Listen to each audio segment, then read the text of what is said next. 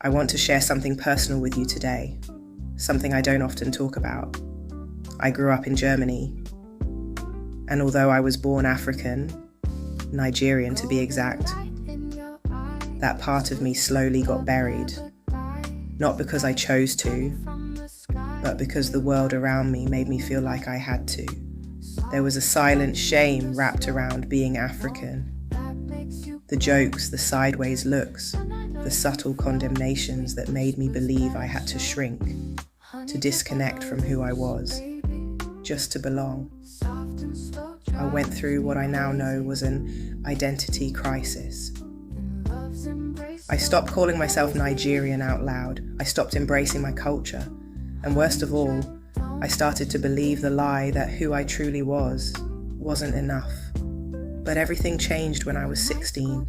We relocated to the UK, and suddenly it was like someone wiped the fog off the mirror. For the first time, I saw black people thriving. I saw Nigerians in positions of power, black women leading, black men building, people who looked like me, unapologetically walking in their purpose. And that was the moment I woke up. That was the beginning of me reclaiming it wasn't instant, but little by little I began to speak differently to myself.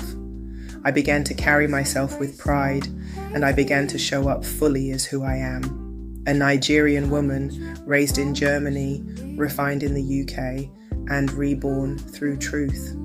So to anyone listening, if you've ever felt embarrassed of your roots, if you've ever tried to tone it down to be accepted, if you've ever denied where you come from just to feel like you belong, let me tell you this: you are not alone.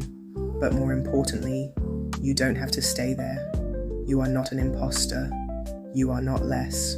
You are a walking legacy, a reflection of greatness that didn't start with you, but it can absolutely be amplified by you.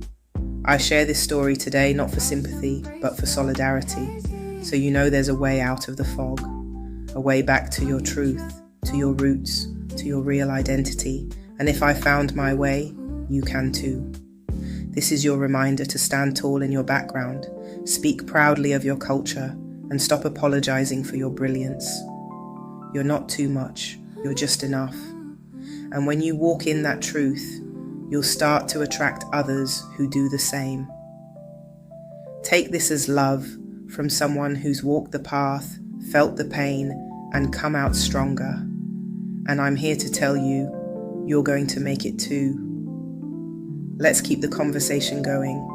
Like, share, and comment if this resonated with you.